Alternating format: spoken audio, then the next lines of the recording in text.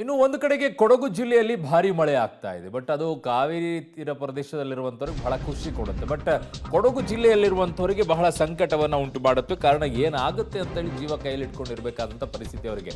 ಮಡಿಕೇರಿ ತಾಲೂಕಿನ ಬಲಮುರಿ ಸೇತುವೆ ಈಗ ಮುಳುಗಡೆ ಆಗಿದೆ. ಕಾವೇರಿ ನದಿ ಪಾತ್ರದ ಗ್ರಾಮಗಳಿಗೆ ಸಂಪರ್ಕ ಕಡಿತಗೊಂಡಿದೆ. ಬಲಮುರಿ ಸೇತುವೆ ಮೇಲೆ ನೀರು ಹರಿತಾ ಇದೆ. ನದಿ ಪಾತ್ರದ ಜನರಿಗೆ ಪ್ರವಾಹ ಪರಿಸ್ಥಿತಿ ಆತಂಕ ಉಂಟು ಮಾಡಿದೆ. ಸುರಕ್ಷಿತ ಸ್ಥಳಗಳಿಗೆ ತೆರಳುವಂತೆ ಸ್ಥಳೀಯರಿಗೆ ಈಗ ಸೂಚನೆಯನ್ನ ಕೊಟ್ಟಿದ್ದಾರೆ. ಸೊ ಕಾವೇರಿ ನದಿ ಪಾತ್ರದ ಗ್ರಾಮಗಳಿಗೆ ಸಂಪರ್ಕ ಸೇತುವೆಗೆ ಕಡಿತಗೊಂಡಿದೆ. ಆದರೆ ಕಾವೇರಿಯ ಜಲಾನಯನ ಪ್ರದೇಶದಲ್ಲಿರುವಂತಹ ಮಂಡ್ಯ ಭಾಗದಲ್ಲಿರುವಂಥವ್ರು, ಈ ಕಡೆಗೆ ಕಾವೇರಿಯಿಂದ ಆಶ್ರಯ ಪಡ್ಕೊಂಡಿರುವಂಥವ್ರು ಯಾರಿದ್ದಾರೆ ಅವರೆಲ್ಲ ಬಹಳ ಖುಷಿ ಪಡ್ತಾರೆ, KRS ಡ್ಯಾಮಿಗೆ ನೀರು ತುಂಬ ಬರುತ್ತೆ ಅಂತೇಳಿ. ಬಟ್ ಕೊಡಗಿನಲ್ಲಿ ಮಳೆ ಆಗಕ್ಕೆ ಶುರು ಆಗ್ಬಿಟ್ರೆ ಕೊಡಗಿನಲ್ಲಿರುವಂಥ ಜನರಿಗೊಂದು ಆತಂಕ ಶುರುವಾಗುತ್ತೆ, ಏನಾಗ್ಬಿಡುತ್ತಪ್ಪ ಅಂತ ಹೇಳಿ. ಏನು ಆಗದೇ ಇದ್ರೆ ಒಳ್ಳೆಯದು ಅಂತ ಪ್ರತಿದಿನವೂ ಕೂಡ ಅವ್ರು ಬೇಡ್ಕೊಳ್ತಾರೆ, ಪ್ರತಿ ಕ್ಷಣವೂ ಕೂಡ ಬೇಡ್ಕೊಳ್ತಾರೆ. ಸೊ ಕಾರಣ ಹಿಂದೆ ಆಗಿರುವಂಥ ಅನಾಹುತಗಳೇ ಸಾಕು ಅನ್ನೋ ಮಟ್ಟಕ್ಕಿದ್ದಾರೆ ಅವರು. ಈಗ ಸದ್ಯಕ್ಕಂತೂ ಹಲವು ಗ್ರಾಮಗಳಿಗೆ ಸಂಪರ್ಕ ಕಡಿತ ಆಗಿದೆ. ಬಲಮುರಿ ಸೇತುವೆ ಕೂಡ ಮುಳುಗಡೆ ಆಗಿದೆ. ನದಿ ಪಾತ್ರದ ಜನರಿಗೆ ಈಗ ಪ್ರವಾಹ ಪರಿಸ್ಥಿತಿ ಕೂಡ ಆತಂಕ ಇದೆ. ಸುರಕ್ಷಿತ ಸ್ಥಳಕ್ಕೆ ಹೋಗೋಕ್ಕೆ ಕೂಡ ಈಗ ಸೂಚನೆ ಕೊಟ್ಟಿದ್ದಾರೆ. 3-4 ದಿನಗಳಿಂದ ಆರಿದ್ರ ಮಳೆ ಆರ್ಭಟ ಹೆಚ್ಚಾಗ್ತಿದೆ. ಈ ಹಿನ್ನೆಲೆಯಲ್ಲಿ ಮಡಿಕೇರಿ ತಾಲೂಕಿನ ಕಣ್ಣ ಬಲಮುರಿ ಭಾಗದಲ್ಲಿ ಪಬ್ಲಿಕ್ ಟಿವಿ ಕೂಡ ಇದೆ. ನೀವು ದೃಶ್ಯದಲ್ಲಿ ನೋಡಬಹುದು, ಕಾವೇರಿಯ ಒಡಲು ಮೈದುಂಬಿ ಹರಿತಿರ್ತಕ್ಕಂಥ ದೃಶ್ಯವನ್ನು ಕೂಡ ನೀವು ಇಲ್ಲಿ ಕಣ್ತುಂಬ್ಕೋಬಹುದು. ಯಾಕಂದ್ರೆ ಈ ಒಂದು ಕಾವೇರಿ ಏನು ಹರಿತಾ ಇದ್ದಾಳೆ, ಈ ಕಾವೇರಿ ಹರಿವಿಕೆಯಲ್ಲಿ ಕೆಳ ಭಾಗದಲ್ಲಿ ನೀವು ಮರದ ನೋಡ್ತೀರಾ, ಮರದ ಕೆಳಗಡೆ ಒಂದು ಕಿರು ಸೇತುವೆ ಕೂಡ ನಿರ್ಮಾಣ ಇದೆ.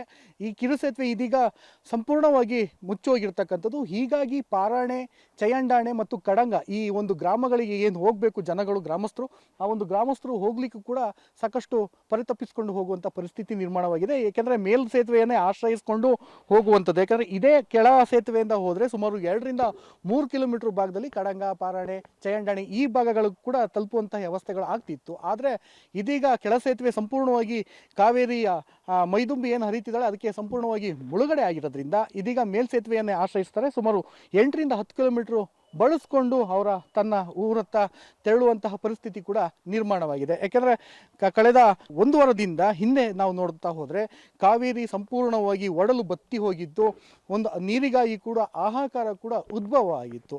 ಕಳೆದ 2-3 ದಿನಗಳಿಂದ ನಿರಂತರವಾಗಿ ಮಳೆ ಕೂಡ ಆರ್ಭಟ ಹೆಚ್ಚಾಗಿದ್ದರಿಂದ ನದಿ ಪಾತ್ರದಲ್ಲಿ ಮೈದುಂಬಿ ಕಾವೇರಿ ಹರಿತಾ ಇದ್ದಾಳೆ. ನೀವು ನೋಡ್ಬೋದು, ಸಾಕಷ್ಟು ಯುವಕರು ಕೂಡ ಏನು ಮೀನನ್ನು ಹಿಡಿಯುವಂತಹ ಕೂಡ ಕಂಡು ಬರ್ತಾ ಇದೆ. ಯಾಕಂದರೆ ಆ ಪ್ರಮಾಣದಲ್ಲಿ ಕಾವೇರಿ ಒಡಲು ಅಷ್ಟು ಆ ಪ್ರಮಾಣದಲ್ಲಿ ಮೈದುಂಬಿ ಹರಿತಿದ್ದಾಳೆ ಅಂತ ಹೇಳ್ಬೋದು. ಹಾಗಾಗಿ ಸಾಕಷ್ಟು ಏನು ನೀರಿನ ರಭಸ ಕೂಡ ಹೆಚ್ಚಾಗ್ತಾ ಇದೆ. ಹೀಗಾಗಿ ನದಿ ಪಾತ್ರದ ಜನರಲ್ಲಿ ಒಂದು ರೀತಿ ಆತಂಕ ಹೆಚ್ಚಾದರೆ ಸ್ಥಳೀಯ ಗ್ರಾಮಸ್ಥರು ಕೂಡ ಒಂದು ರೀತಿ ಒಂದು ರಸ್ತೆ ಕನೆಕ್ಟಿವಿಟಿ ಇಲ್ಲದೆ, ಏಕೆಂದರೆ ಸೇತುವೆನೇ ಕನೆಕ್ಟಿವಿಟಿ ಇರಬೇಕಾಗುತ್ತೆ, ಅದು ಕನೆಕ್ಟಿವಿಟಿನೇ ಇಲ್ಲದೆ ಸಾಕಷ್ಟು ಸಂಕಷ್ಟದ ಪರಿಸ್ಥಿತಿ ಕೂಡ ಅವರಿಗೆ ನಿರ್ಮಾಣವಾಗಿರ್ತಕ್ಕಂಥ ಸ್ಥಳೀಯ ಯುವಕರೊಬ್ಬರು ಇದ್ದಾರೆ, ಅವ್ರನ್ನೇ ಮಾತಾಡ್ಸೋಣ.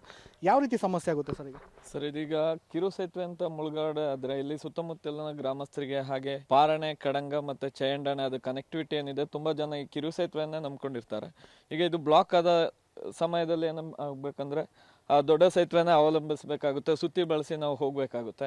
ಇಲ್ಲಿ ಹತ್ರ ಇರೋರು ಸಹ ತುಂಬಾ ರೌಂಡ್ ಹೊಡ್ಕೊಂಡು ಬರುವಂತ ಪರಿಸ್ಥಿತಿ, ಕಷ್ಟದ ಪರಿಸ್ಥಿತಿ ನಿರ್ಮಾಣ ಆಗುತ್ತೆ.